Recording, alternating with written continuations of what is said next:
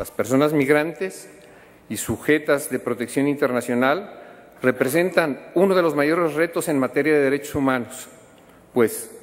respetar y garantizar sus derechos implica superar el concepto limitado de ciudadanía.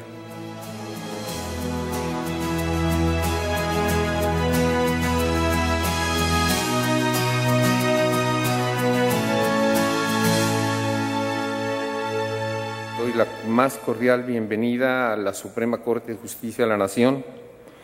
y a esta presentación del protocolo de actuación en casos que involucran a personas migrantes o sujetas de protección internacional. La migración, incluida la interna,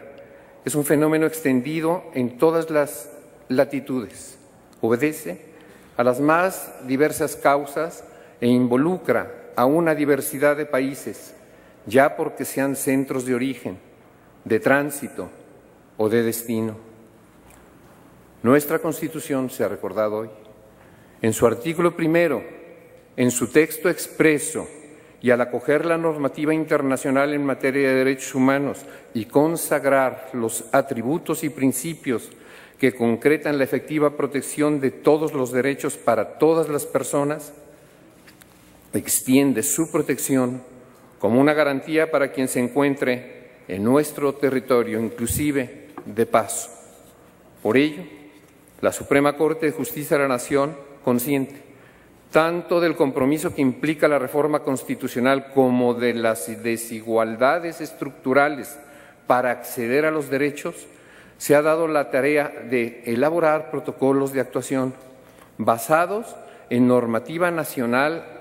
e interna de origen internacional, así como en lecciones de buenas prácticas judiciales de otros tribunales nacionales que intentan mejorar el acceso a la justicia de las personas en situación de vulnerabilidad. El que hoy ponemos a disposición de la Judicatura y del público en general incluye y desarrolla los principios que, de acuerdo con los más altos estándares de protección de derechos humanos, deben regir la actuación de quien imparte justicia cuando debe garantizar un derecho a una persona sujeta a jurisdicción del Estado mexicano, con total independencia de su origen nacional o étnico. Este protocolo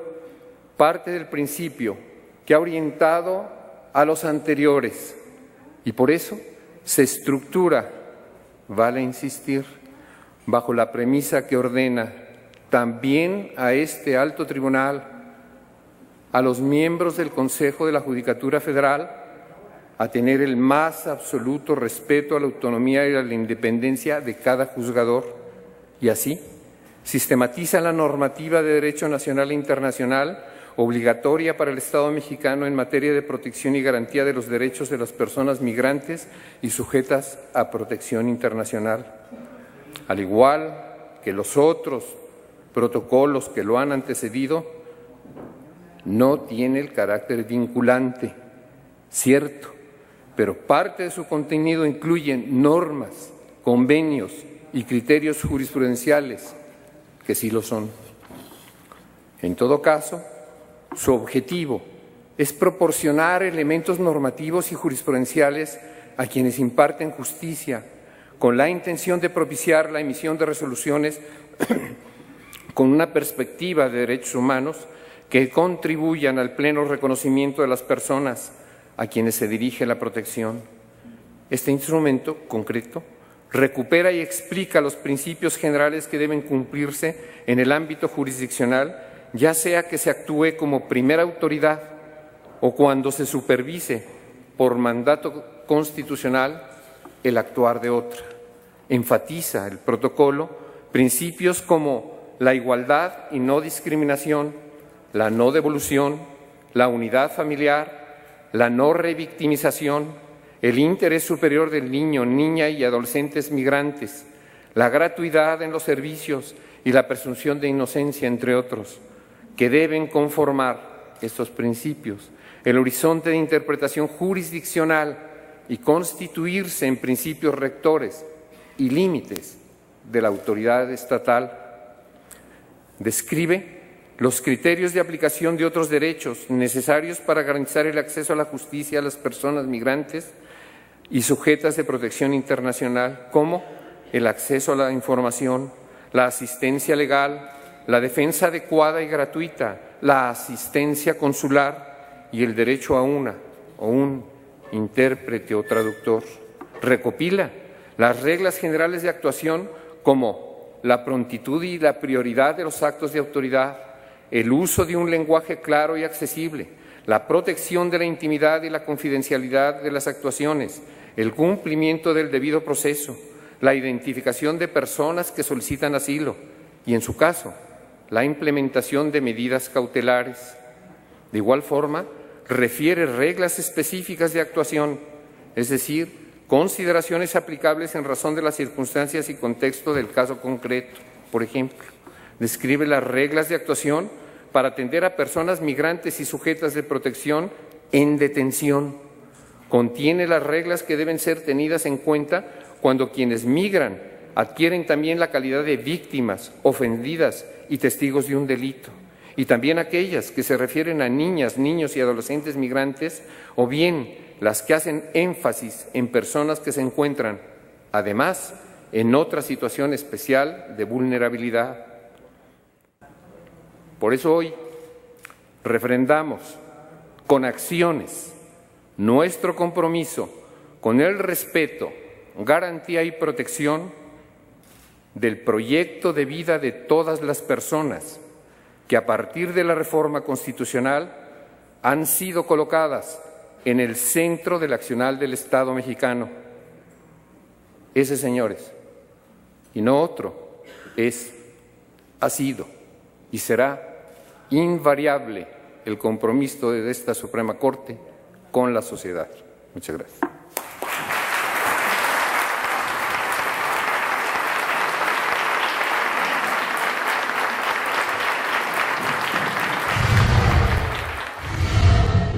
Buenos días a todos y todas quienes nos acompañan el día de hoy, organizaciones, amigas, académicos,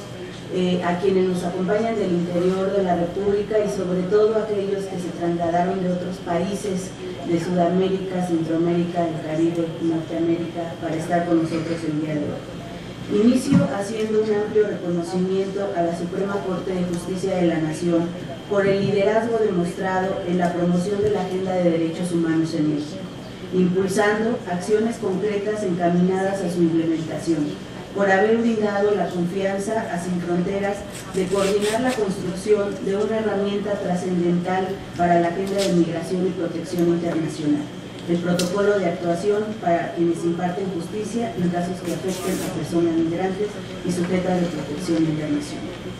Quienes convocadas como otras organizaciones e instituciones que trabajamos en la agenda de migración y protección internacional, hemos hecho llamados para que el Poder Judicial promueva y garantice el derecho al acceso a la justicia de esta población, que si bien es un derecho reconocido para todas las personas, dicho grupo, por su situación especial de vulnerabilidad, encuentra diversas barreras para lograr que éstas sean una realidad. Las personas migrantes y sujetas de protección internacional encuentran problemas y grandes retos en los países a los que arriban, como el no conocer el lenguaje, las leyes, sus derechos, el no disponer de asistencia legal, el no contar con recursos económicos para defenderse, el disponer de muy poco tiempo para dar seguimiento a sus casos, entre otros, que complican e incluso llegan a ser del derecho al acceso a la justicia un derecho inexistente en la realidad. El protocolo es una herramienta que proporciona reglas de actuación para garantizar el respeto de los derechos humanos de las personas migrantes y sujetas de protección internacional, así como los principios y los principales instrumentos jurídicos para asegurarles la mayor protección posible.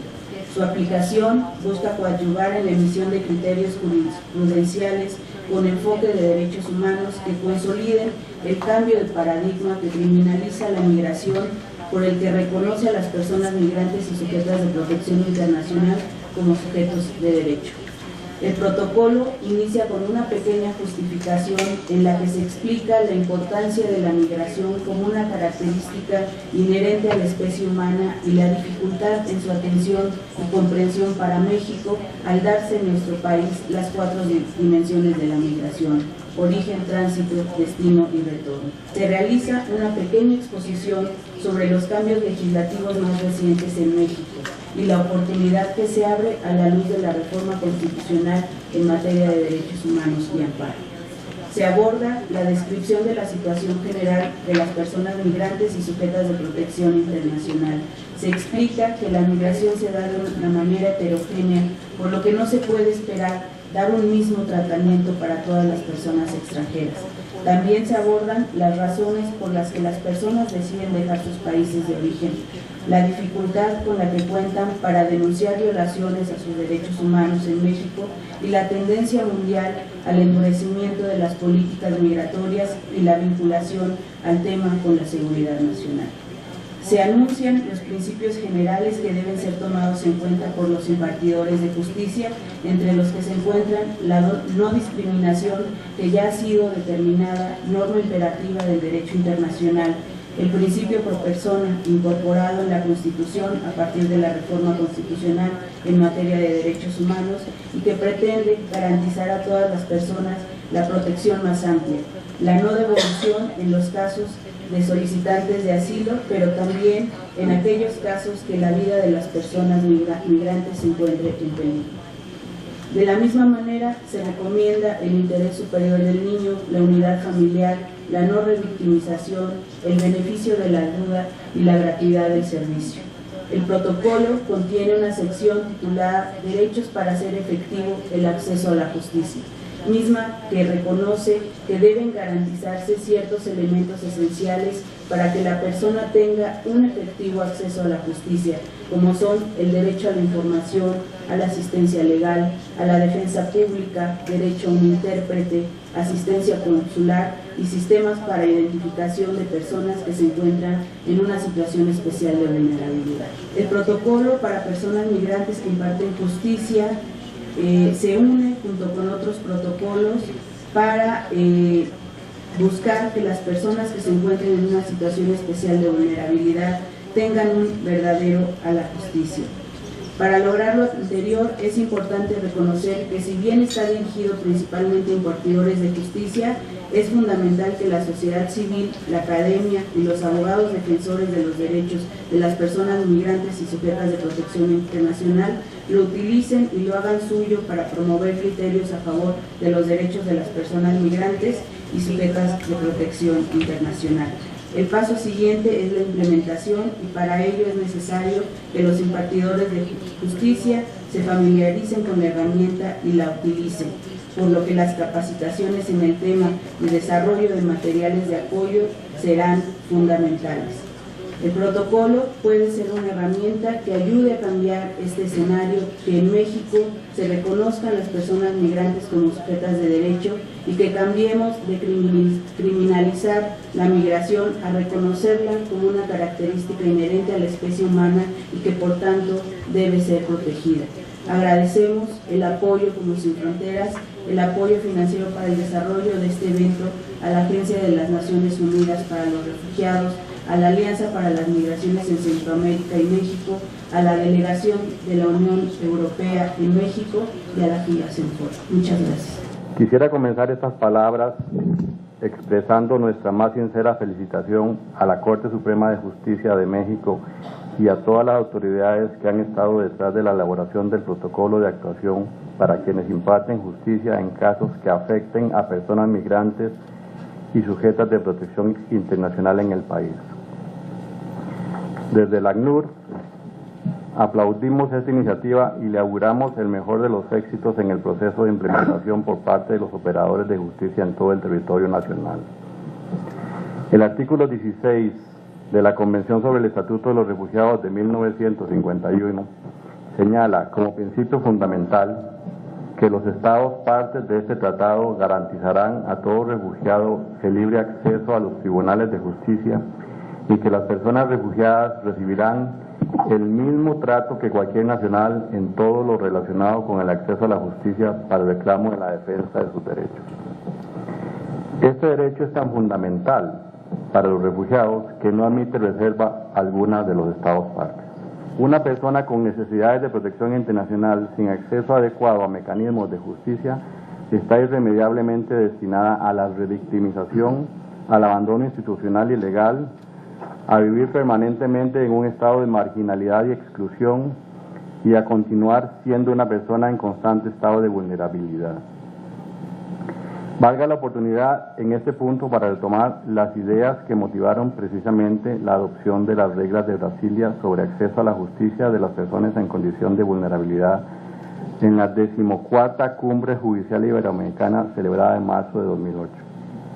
y que incluyeron a las personas refugiadas y solicitantes de asilo como uno de los grupos merecedores de protección especial desde el ámbito de la justicia. De manera puntual, las reglas plantean que, aquí leo textual, el sistema judicial se debe configurar y se está configurando como un instrumento para la defensa efectiva de los derechos de las personas en condición de vulnerabilidad. Poca utilidad tiene que el Estado reconozca formalmente un derecho si su titular no puede acceder de forma efectiva al sistema de justicia para obtener la tutela de dicho derecho. Si bien la dificultad de garantizar la eficacia de los derechos afecta con carácter general a todos los ámbitos de la política pública, es aún mayor cuando se trata de personas en condición de vulnerabilidad, dado que éstas encuentran obstáculos mayores para su ejercicio. Por ello, se deberá llevar a cabo una actuación más intensa para vencer, eliminar o mitigar dichas limitaciones. De esta manera, el propio sistema de justicia puede contribuir de forma importante a la reducción de las desigualdades sociales, favoreciendo la cohesión social. Cierro comillas. El Poder Judicial mexicano, como en otras oportunidades, ha sabido reconocer no solo la importancia esencial del acceso a la justicia a favor de las personas migrantes, refugiadas, solicitantes de asilo, apátridas y beneficiarios de protección complementaria como una protección ineludible y como un asunto de derechos humanos, sino que ha pasado de la retórica a la práctica, a la acción concreta. Ha entendido por demás que los desafíos actuales de protección de personas con necesidades de protección internacional no pueden ser asumidos solamente por una institución especializada en el tema, sino que una verdadera protección trasciende los distintos ejes institucionales vinculados a la protección, que ésta debe ser integral y que debe verse como un asunto de todo el Estado y no de una sola institución. Como ya se ha mencionado, este protocolo que nos reúne hoy aquí incrementa la protección que se da a las personas de interés del ACNUR al facilitar la utilización y aplicación tanto de instrumentos internacionales en los que México es parte como de instrumentos nacionales, y incluye principios y derechos fundamentales que ya han sido mencionados por mis predecesores, que es importante que reconocen a las personas migrantes y sujetas de protección internacional como sujetos de derecho. En un contexto mundial de endurecimiento de las políticas migratorias y su vinculación al tema de la seguridad nacional, con este nuevo protocolo, las autoridades judiciales mexicanas dan un paso estratégico y ejemplar para toda la región latinoamericana en el camino a seguir para avanzar en una protección más efectiva, más coordinada y más real de las personas con necesidades de protección internacional. Hoy el reto ya no es contar con una herramienta valiosa en este camino. Hoy el desafío que nos convoca es cómo asegurar su adecuada implementación, su adaptación a las necesidades generadas por las causas contemporáneas del desplazamiento forzado, haciendo uso de las mejores estrategias de difusión, capacitación, acompañamiento y supervisión a los operadores de justicia y entidades involucradas con el tema. En el ACNUR seguiremos atentos y comprometidos con la colaboración permanente con el gobierno mexicano, con las organizaciones de la sociedad civil y con otros organismos internacionales para continuar construyendo todos juntos, una agenda regional de protección hacia las personas con necesidades de protección internacional en el escenario más general de la migración regional. Esperamos que este protocolo sea una punta de lanza para el trabajo presente y futuro en pos de un verdadero acceso a la justicia de estas personas y de su verdadera protección internacional. Nuestras calurosas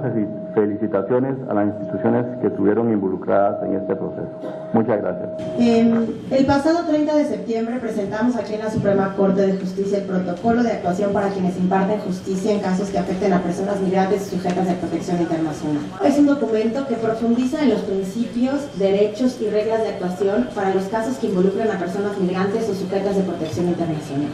Su objetivo es muy sencillo: facilitar el conocimiento y la aplicación de las normas nacionales e internacionales en esta materia, en especial para quienes imparten justicia, pero creemos que el protocolo está destinado a un público, directamente jueces y juezas, pero realmente es amplio para personas de la sociedad civil, para quienes litigan, abogados, abogadas, estudiantes, etc. Asimismo, el protocolo busca estimular la emisión de criterios jurisprudenciales con enfoque de derechos humanos y consolidar el cambio del paradigma de aquel que criminaliza la migración por el que reconoce a las personas migrantes y sujetas de protección internacional como sujetas de derecho. Es importante recordar que el derecho al acceso a la justicia y el derecho al debido proceso se traducen en un derecho también a una sentencia clara y bien fundamentada, por lo que el conocimiento y la formación de quienes imparten justicia son primordiales. Así, la Suprema Corte ofrece un documento que compila toda la normativa pertinente en el tema, facilitando la elaboración de resoluciones con alta calidad argumentativa. Asimismo, quisiera destacar que este documento no es vinculante en sí mismo, sino es simplemente una herramienta para el uso voluntario de las personas que imparten justicia. Respetando completamente la autonomía judicial, el protocolo se basa en normativa internacional que efectivamente sí es obligatoria para el Estado mexicano y todas sus autoridades. La estructura del documento fue pensada para permitir tanto una lectura profunda como una consulta rápida, en la cual se pueden encontrar asuntos específicos para elaborar la fundamentación de una resolución.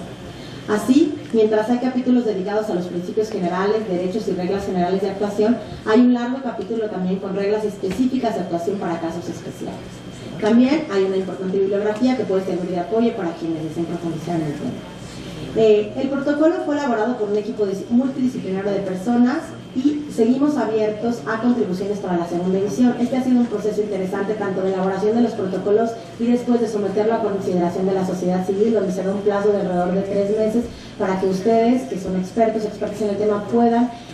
enriquecerlo, criticarlo, por supuesto, y digamos contribuir ahí de forma personal, de forma grupal, de forma anónima, de forma como ustedes lo quieran. Nos interesa mucho contar con los comentarios y las críticas de todo este público hasta el 6 de enero de 2014 y las comunicaciones están, donde tienen que dirigir las comunicaciones está precisamente escrito en el protocolo. Quiero resaltar que los protocolos no son herramientas aisladas. La Suprema Corte ha impreso hasta ahora 4 protocolos para personas indígenas y pueblos indígenas, protocolos para casos donde están involucrados niños, niñas y adolescentes, un protocolo para juzgar con perspectiva de género, el protocolo de migrantes, ahora también viene un protocolo que vamos a presentar próximamente para personas con discapacidad. Sabemos que la discriminación sistémica es una realidad común y por esta razón entendemos que los protocolos son documentos transversales que dialogan y permiten leerse en conjunto. En casos que involucren mujeres migrantes, por ejemplo, se puede usar este protocolo en conjunto con el protocolo para juzgar con perspectiva de género. Asimismo, en casos que involucren a personas originarias de comunidades indígenas, se puede usar también el protocolo de actuación para casos que involucren personas, comunidades y pueblos indígenas. Les invito a leer el protocolo y a tenerlo a la mano, al lado de los demás protocolos de la Corte, como documentos de consulta en sus actividades profesionales diarias, ya sea en formato físico como los que se entregan, ya les digo, el día de hoy, o a través de la página de la Suprema Corte que están disponibles. Esperemos que lo conozcan, esperemos que lo debatan el día de hoy y compartan con todos nosotros las impresiones. Muchas gracias. A nombre del relator sobre derechos de los migrantes de la Comisión Interamericana de Derechos Humanos, doctor Felipe González Morales, quiero agradecer a la Suprema Corte de Justicia de la Nación y a la Organización Civil Sin Fronteras por habernos convocado a ser parte del proceso de elaboración del protocolo de actuación para quienes imparten justicia en casos que afectan a personas migrantes y sujetas a protección internacional. Asimismo, también va nuestro agradecimiento para el Consejo de la Judicatura, el Alto Comisionado de las Naciones Unidas para los Refugiados y el Centro de Estudios Legales y Sociales CELS, así como otras organizaciones de la sociedad civil, con quienes del Consejo Asesor colaboramos en la elaboración del protocolo. El proceso de la elaboración del protocolo, así como este foro sobre el Poder Judicial y los derechos humanos de las personas migrantes y sujetas a protección internacional, representan una buena práctica a nivel regional. No solo por la calidad de sus contenidos, por la utilidad que tendrá para hacer efectiva la protección judicial de los derechos humanos de las personas migrantes y sujetas a protección internacional, o por el simple hecho de ser la primera herramienta que se realiza en la región sobre la materia, sino también porque en la elaboración implicó el trabajo de funcionarios judiciales, organismos internacionales, organizaciones de la sociedad civil y litigantes, que como ya mencionaba Fanny, Nancy, es una experiencia bastante excepcional en lo que es el trabajo en la región. Mi intervención estará centrada en abordar cuáles son los estándares que se han desarrollado por algunos órganos internacionales y regionales de derechos humanos con relación a la detención migratoria y por qué la utilización generalizada, obligatoria o de carácter punitivo de la misma resulta incompatible con las obligaciones internacionales de los Estados en materia de derechos humanos, en particular con las obligaciones derivadas del derecho a la libertad personal, pero también con las obligaciones relativas a la integridad personal, a las garantías del debido proceso, a la protección judicial, al derecho a solicitar y recibir asilo, los derechos de los niños, niñas y adolescentes y el derecho a la vida familiar. El punto central de mi intervención es por qué desde un enfoque de derechos humanos es necesario regresar a lo esencial, es decir, que la libertad personal vuelva a ser la regla y no la excepción respecto a las medidas que los Estados adopten con relación a las personas migrantes, solicitantes de asilo, refugiados y otras personas vulnerables en el contexto de la movilidad humana. Tal como se señalaba hace unos momentos y como también se destaca en el protocolo, en la actualidad la criminalización de la migración, o lo que algunos autores han denominado Crimmigration Law, representa una de las principales tendencias en el abordaje de la migración y consiste en la intersección entre las normas en materia de migración y normas penales. Dentro de este marco, una de las principales medidas a las que han recurrido los Estados para disuadir la migración irregular tiene que ver con la utilización generalizada y creciente de la detención migratoria. Esto, a pesar de que diversas investigaciones indican que no está probado que la posibilidad de ser detenidos sirva para disuadir la migración irregular o desalentar a las personas de solicitar asilo. Al igual que en muchas discusiones relativas a la migración internacional, los fundamentos utilizados para defender la detención migratoria no suelen contar con bases objetivas y por lo general suelen estar más basados en intereses políticos, económicos y en muchos casos motivos de índole xenófoba o racista. La utilización generalizada de la detención migratoria en algunos países de las Américas no es un tema menor, en particular si se tiene en cuenta que anualmente cientos de miles de personas son detenidas de forma indefinida o por periodos que pueden ir de semanas a años. Para agravar la situación, en muchos casos la detención migratoria se da bajo condiciones mucho peores que la detención penal y las personas sujetas a protección internacional se encuentran detenidas sin acceso a garantías de debido proceso y sin protección judicial. Un aspecto que sí está ampliamente documentado son los efectos nocivos que tiene la detención migratoria a largo plazo en la salud mental y física de los migrantes detenidos, así como de las personas sujetas a protección internacional. De una aplicación estricta de las normas y estándares de derechos humanos se deriva que las legislaciones nacionales deben garantizar que la detención migratoria sea excepcional y de último recurso. En este sentido, a nivel regional hay buenas prácticas que resultan sumamente interesantes, tales como la Ley de Migración de Venezuela, que prohíbe expresamente la utilización de la detención migratoria como una opción, o la excepcionalidad de la detención migratoria, tal como se establece en la Ley de Migraciones de Argentina. En el contexto de las Américas, algunos estados de la región no establecen ningún tipo de medida, ya sea la detención migratoria o la excepcionalidad o las alternativas a la detención, y en otros casos la legislación también prevé, además de la detención, alternativas a la detención, pero sin establecer ninguna prioridad entre las medidas, tales como podrían ser el caso de Brasil, Chile y también en el caso de Costa Rica. Otra buena práctica a nivel regional se observa en el caso de Panamá, en donde se prohíbe la detención migratoria para menores de 18 años y podría ser algo interesante a analizar, por ejemplo, en el caso de México, además de la ya prohibición general al uso de la detención migratoria. Para concluir, yo simplemente quisiera traer a colación un punto de discusión que hace unos días Diego Morales y Juan Carlos Murillo, compañeros de este panel, traían a colación, y es que en términos generales uno puede observar que a nivel regional hay muy poca jurisprudencia en materia de derechos humanos de personas migrantes, Allí yo creo que radica uno de los principales valores de este protocolo y de esta herramienta, en que sirva para que los funcionarios judiciales empiecen a garantizar más a través de la protección judicial los derechos de las personas migrantes y de las personas sujetas a protección internacional. ¿En qué medida estaremos a la altura de los desafíos que nos plantean estos tiempos en cambiar este paradigma del que tanto se ha hablado esta mañana, que criminaliza a los migrantes y a las personas sujetas a protección internacional, por un paradigma de un enfoque de derechos humanos? Eso estará determinado por qué tanto empiecen a involucrarse en la protección judicial tanto los litigantes como los funcionarios judiciales.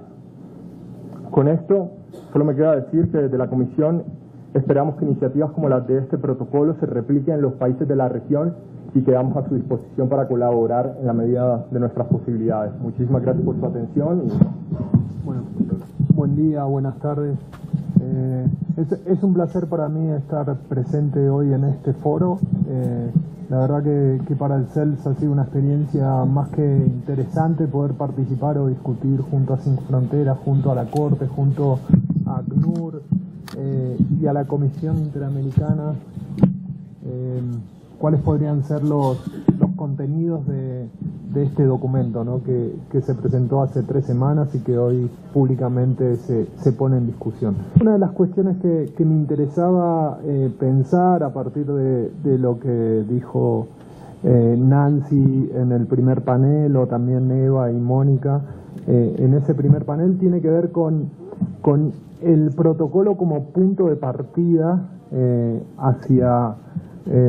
discusiones un tanto más profundas con relación a derechos a los migrantes, pero a la vez el protocolo es un punto de llegada, ¿no? Es la cristalización a través de un instrumento público, como también dijeron, de algunas referencias del derecho constitucional mexicano, pero también de experiencias comparadas y sobre todo algunas referencias del derecho internacional de los derechos humanos, que va en línea o coincide también con las reformas constitucionales que en los últimos 20 años se han dado en la región, ¿no? Entonces, me parece que es bueno también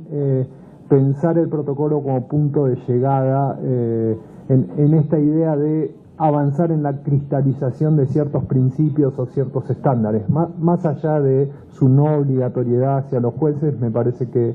fija algunos criterios que en todo caso tienen que ser rebatidos en decisiones judiciales. Así que lo que me interesaba era plantear 4 puntos a partir de los cuales el protocolo marca algunas tensiones o incluso algunos desafíos que me parecen interesantes. El primero tiene que ver con lo siguiente, algo que adelantaron tanto Álvaro como Juan Carlos, ¿no? El impacto del protocolo sobre la jurisprudencia, no solo la jurisprudencia en México, sino de la jurisprudencia de otros tribunales nacionales a lo largo del país, ¿no? Quisiera referirme a cuál es la situación de la jurisprudencia hoy y de qué manera el protocolo puede llegar a impulsar nuevas líneas jurisprudenciales a partir de la presentación de casos. La segunda cuestión que me parece interesante y también ya fue adelantada tiene que ver con los procesos que se están dando en la región de reformas legislativas en materia de derechos a los migrantes, ¿no? En los últimos 15 años o incluso en los últimos 10 años, para ser más concreto,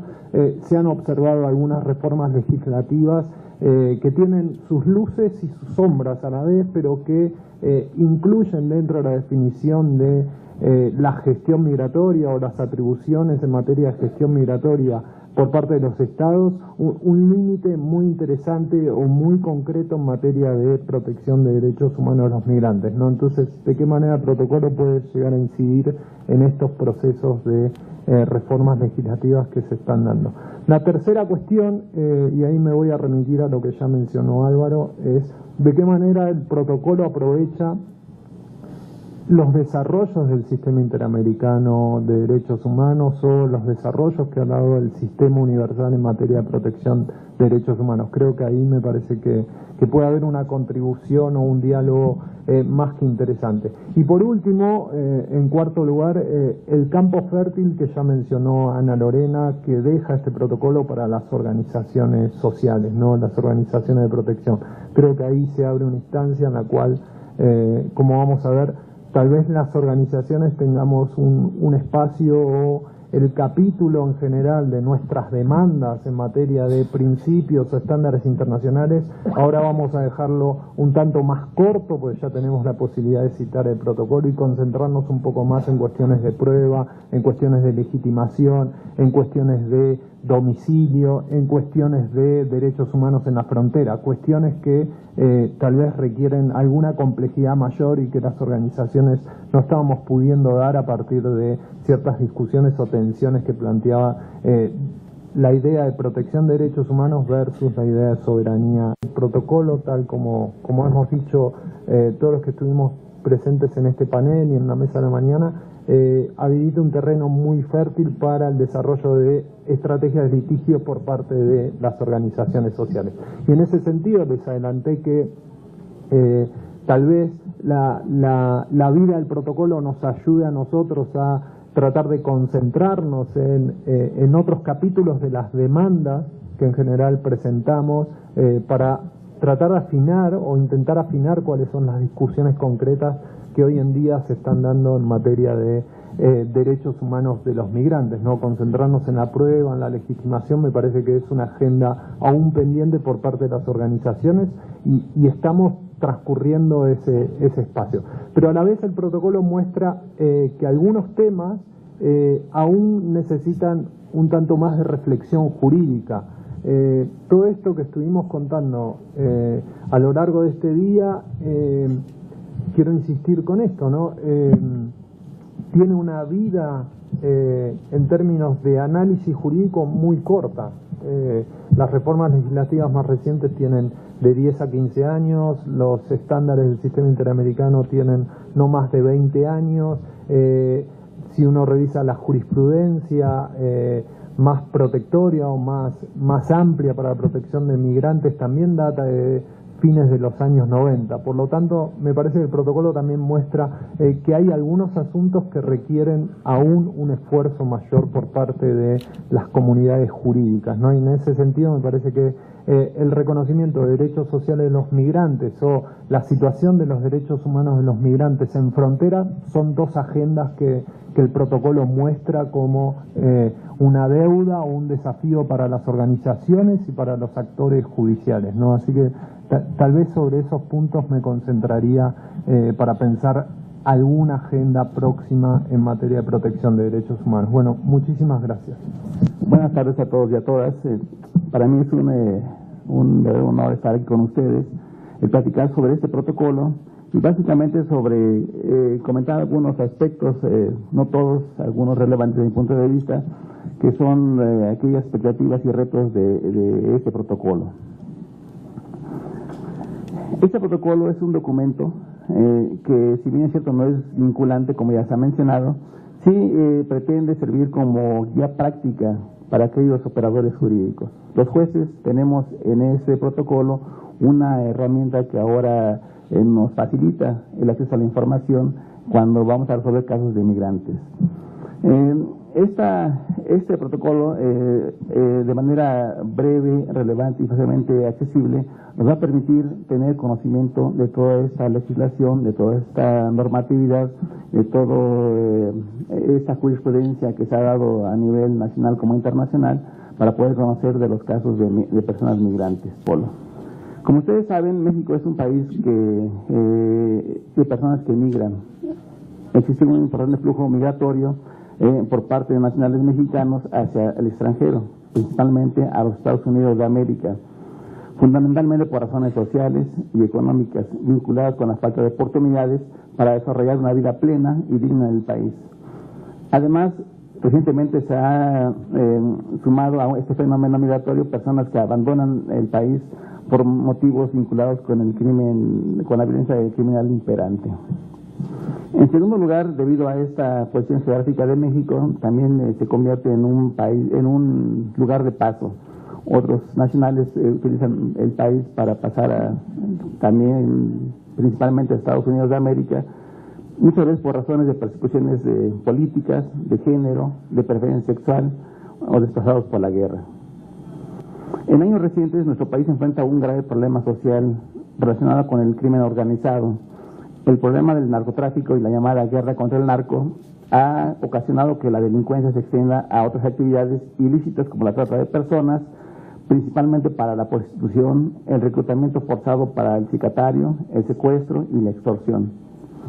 Estos crímenes se encarnizan principalmente con las personas migrantes, dada su especial situación de vulnerabilidad y la complicidad de parte de las autoridades nacionales,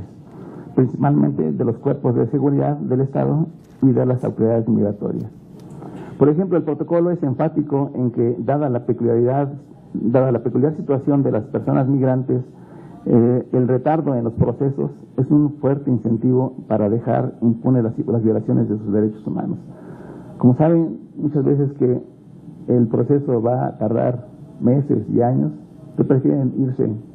a otros lados o prefieren ser deportados y no hacer nada, porque saben que el proceso va a durar muchos años. Y muchas veces esto hace que no acudan a la instancia judicial a denunciar delitos o abusos por parte de las autoridades.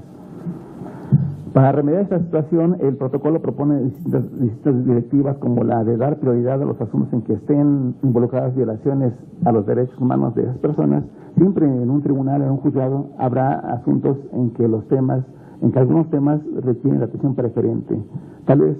el protocolo pueda ayudar a que se concientice que el tema de las personas migrantes requiere de una atención preferente.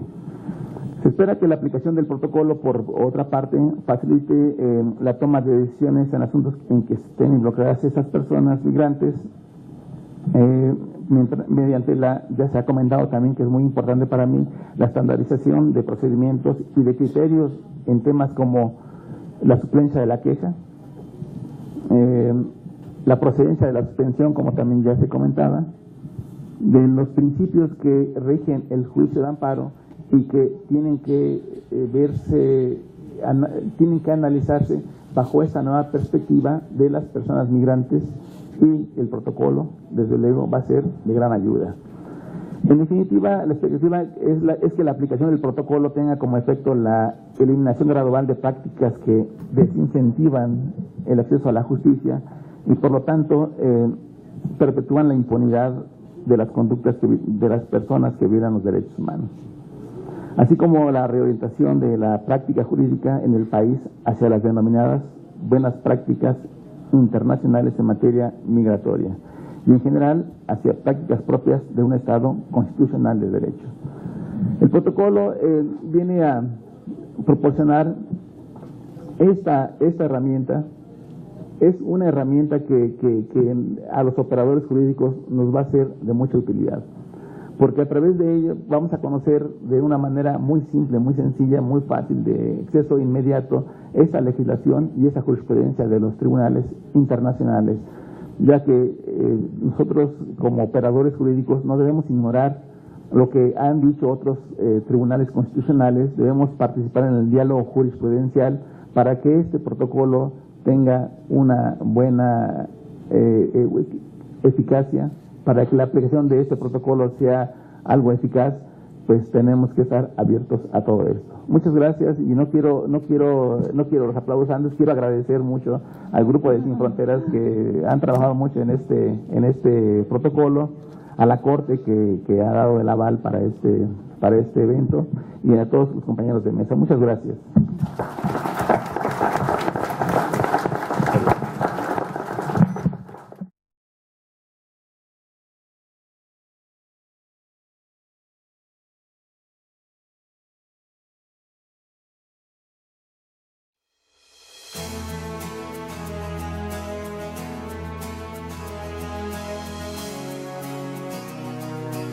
Para Sin Fronteras, el paso siguiente es la implementación y asimilación de esta herramienta, y para lograrlo, es importante reconocer que, si bien está dirigido principalmente a impartidores de justicia, es fundamental que la sociedad civil, la academia, los abogados y abogadas defensoras de los derechos de las personas migrantes lo utilicen y lo hagan suyo.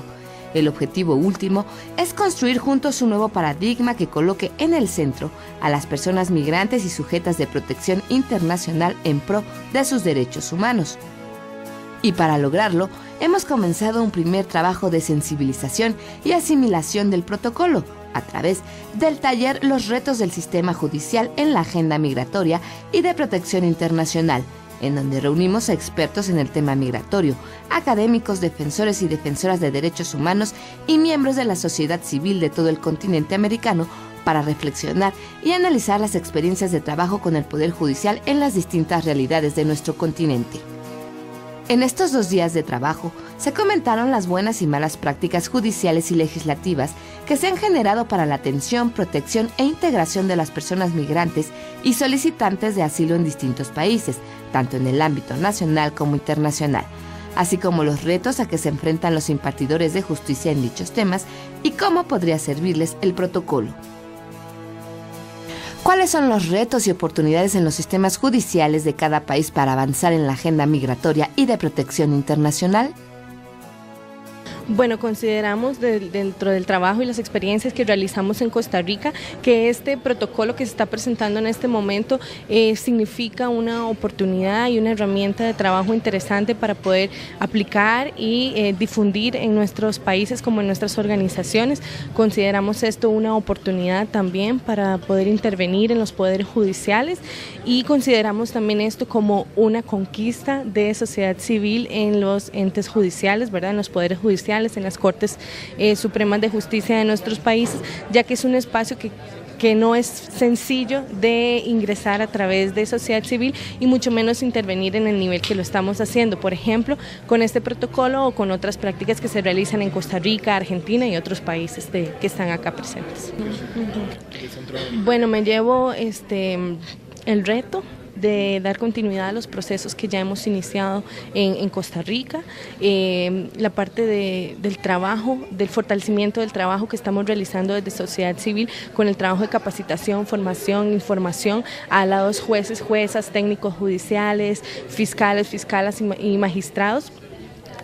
ante los cuales nosotros intervenimos informándolos. Entonces, efectivamente, me llevo todo un reto y una muy buena experiencia para compartir con los puntos focales también de la Red Regional de Organizaciones Civiles y los puntos focales de nuestra red nacional. El taller de estos días, que comenzó con el foro y luego el taller de discusión, ha sido fundamental, pienso yo, como un ejemplo de buena práctica en la región, en donde no solamente un actor como la Corte Judicial es el protagonista, y la organización civil aparece como visibilizada, pero desde el Poder Judicial. Y creo que ese es un logro único de una organización que está trabajando de manera transparente en la región. Para nosotros este taller ha sido también importante porque nos permite identificar temas que tal vez, o estrategias diferentes para hacer lo mismo. Es decir, cómo articular con el Poder Judicial desde otras estrategias, desde otras ideas, ¿no? Entonces, este taller nos ha clarificado varias buenas prácticas, al ejercicio de buenas prácticas nos permitió ver cómo podríamos aprovechar las fortalezas que ya tenemos. Creo que además el taller nos permite tener una perspectiva a futuro importante en la región, y para mí, viniendo de Ecuador, la región es Latinoamérica y tal vez las Américas. Entonces me parece que este espacio también ha permitido vincularnos mejor. Creo que hay una necesidad fuerte de las organizaciones de tener un discurso claro, preciso, fuerte, organizado, que nos visibilice ante las negociaciones, no solamente con nuestros gobiernos, sino a través de las instituciones intergubernamentales que existen en la región. Para mí en este momento sigue cómo llevar esto a Ecuador. Y en el caso de Ecuador creo que ha sido un momento único porque además tuvimos la oportunidad de contar con una persona que representaba a la Corte Nacional de Justicia de Ecuador, y existe un compromiso ya expreso de que un proceso similar podría darse. Esperemos que esos retos sean manejados de la mejor manera para alcanzar un objetivo similar al de México. Desde mi experiencia como ex jueza, creo que este protocolo es muy importante, porque definitivamente hay una gran omisión de parte de los jueces en el conocimiento de los instrumentos internacionales, de las buenas prácticas, de la jurisprudencia que hay del sistema interamericano y del sistema universal. Lo único que creo es que es importante que lo interioricen. Entonces ahorita el proceso que sería importante es dárselos a conocer y darles la oportunidad de que puedan hacer sus observaciones. Pues a mí el taller definitivamente me pareció muy enriquecedor. Creo que llevamos todas las organizaciones que estuvimos presentes bastantes cosas en mente y sobre todo creo que lo importante es haber reflexionado que es necesario coordinar esfuerzos. Yo creo que solos o solas es más difícil dar pasos positivos en esta lucha que es tan complicada, porque el acceso a la justicia en nuestros países con poderes judiciales tan politizados, tan poco incluyentes, es un tema bastante complicado. Bueno, me parece que el acercamiento entre sociedad civil y el Poder Judicial de México es un gran logro. Realmente yo quiero felicitarlo, celebrarlo de todos los sentidos, porque nos da la idea en la región centroamericana de que esto es algo que puede lograrse, que ya se están haciendo esfuerzos en México, que hay algunos también que se han avanzado en la región y que en conjunto esto va a desarrollar instancias que permiten garantizar de una mejor manera la atención de los derechos humanos de las personas migrantes. El protocolo es una herramienta muy importante porque es un marco de referencia que nos instruye, que nos da elementos de estructura para trabajar el tema de judicialización de los procesos que tienen que ver con poblaciones migrantes. Y esto es, en ese sentido, una herramienta muy valiosa. En Centroamérica tendremos que hacer un esfuerzo de ajuste. Su marco de referencia general, en términos generales, es compartido, pero sí considero que hay algunos de sus contenidos que deben ser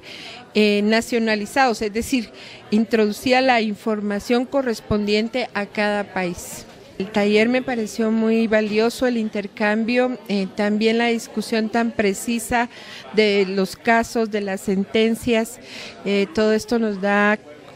un conocimiento a quienes no nos dedicamos directamente a este tema, nos da otro marco de referencia de cómo pueden trabajarse estos procesos en nuestros países en Centroamérica y sobre todo la rigurosidad, la intervención profesional y bueno, y el buen tino del trabajo colaborativo que Sin Fronteras ha generado de manera sinérgica con otras instituciones y en ese marco pues felicitar también al Poder Judicial de México. Participé en el Consejo Asesor para la construcción del protocolo. Fue una experiencia muy rica.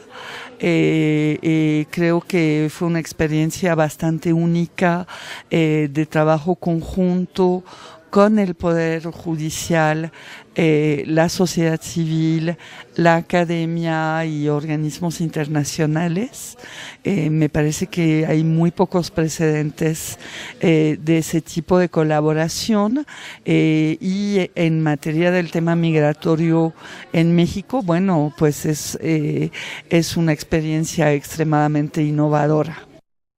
Sí, algo muy importante del protocolo, como lo señalaba el propio presidente de la Suprema Corte de Justicia de la Nación, es que si bien no es obviamente un instrumento vinculante, ¿no? Recoge instrumentos que sí son vinculantes del derecho internacional, pero también de la jurisprudencia mexicana, de la Constitución, y en ese sentido a mí me parece que es un instrumento fundamental, por ejemplo, para colaborar a avanzar en la aplicación de la reforma constitucional en materia de derechos humanos, para que los impartidores de justicia entiendan mejor también cómo utilizar en su trabajo diario el derecho internacional, que ahora se ha incorporado a nivel constitucional, y también a utilizar otro tipo de antecedentes. Entonces, a mí me parece que realmente es un instrumento que da para mucho. Y tendremos que ir evaluando poco a poco cuál es su impacto. Bueno, las principales reflexiones que se tuvieron en estos 2 días de trabajo tienen que ver principalmente con la relevancia que identificamos todos de que el Poder Judicial se involucre en los asuntos de la agenda migratoria y de protección internacional, y que el protocolo que la Corte de Justicia presenta en México se va a convertir en un documento una herramienta que va a poder ser replicada en varios países del continente, y que es un aporte que pone la Corte de México a todo quienes trabajamos en los temas de protección de migrantes y personas sujetas a protección internacional. Bueno, para poder replicar esta herramienta en el resto del continente se tiene que primero partir de un ejercicio de dar a conocerlo lo más que podamos, hacer una muy buena estrategia de difusión del contenido del protocolo, de cómo se forma el protocolo, para que posteriormente podamos tener ya un trabajo más fino con cada uno de los países, porque puede haber 2 vías para la implementación del protocolo. Una, que puede ser vía gestión las propias organizaciones que lo promuevan en las cortes de sus países, o bien vía la propia Corte, que asume la experiencia de México como una experiencia que deseen replicar, como ya lo manifestó en esta reunión la Corte de Ecuador, ¿no?, que tiene ya como Corte la intención de implementar una herramienta de esta naturaleza. Pues para Sin Fronteras significa un aporte que hace a la agenda de migración y protección internacional muy importante, al convertirse en la primera organización en México que abre un canal formal de participación y colaboración con la Suprema Corte de Justicia. Bueno, un agradecimiento sin lugar a duda al Consejo Asesor que formó parte de la construcción del protocolo, a todas las organizaciones que tuvieron interés en conocer esta herramienta y que ahora han tomado el interés también de replicarla y darla a conocer en sus países, y sobre todo pues al gran equipo de Sin Fronteras que ha acuerpado esta iniciativa y que ha permitido que tenga el impacto que tiene en este momento.